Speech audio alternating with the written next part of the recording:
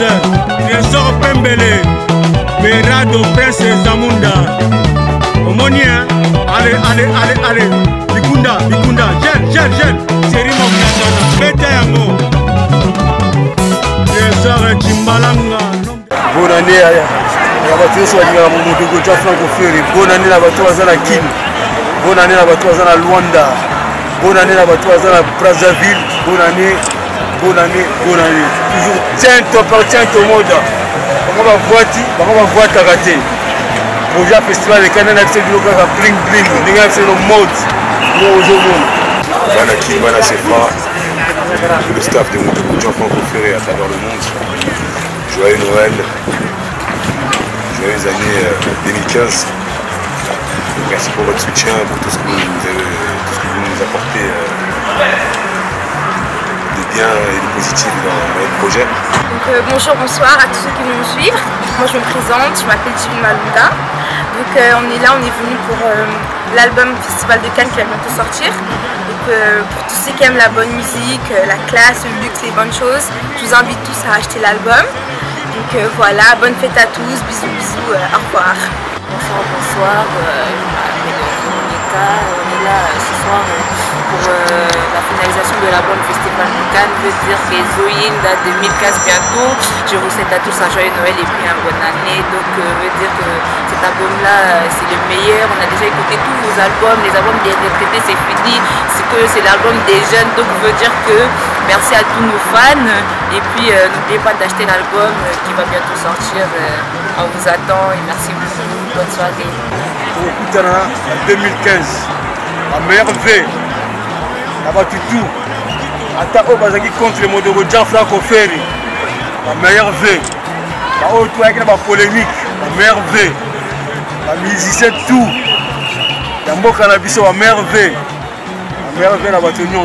Bon, moi c'est Fata Gimbala, l'archevêque de la mode. Donc, la meilleure V, Nabino tout. Tout va soutenir l'album comme Nasuka. Donc, nous sommes aussi Nasuka. L'équipe de Modogo Franco Ferry. Donc, à Bateni, nouvelle collection 2014-2015. Donc, on peut seulement merveille. Karaté pour Amoura Japon.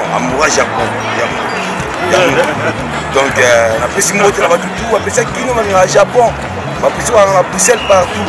Et alors, nous avons fait ça merveille dans le côté congolaise, dans toutes les extrémités de la terre.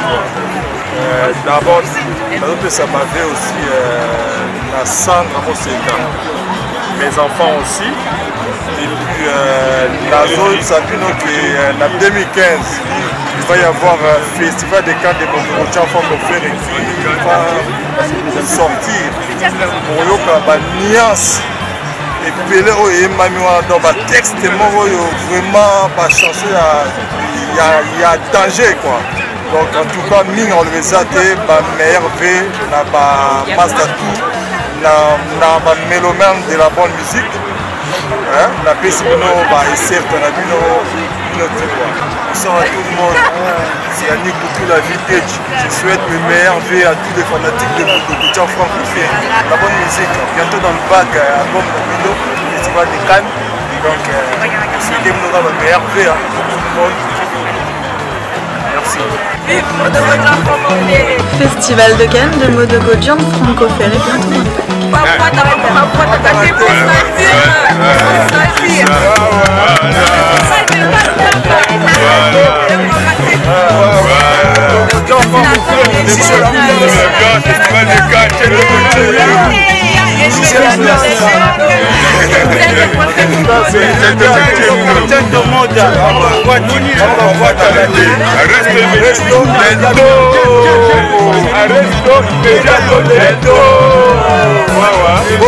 Bonne année 2015. Martin c'est Massinda, à petite à 8e arrondissement. Soko taille olympique. Il dit c'est ma foot à top modèle.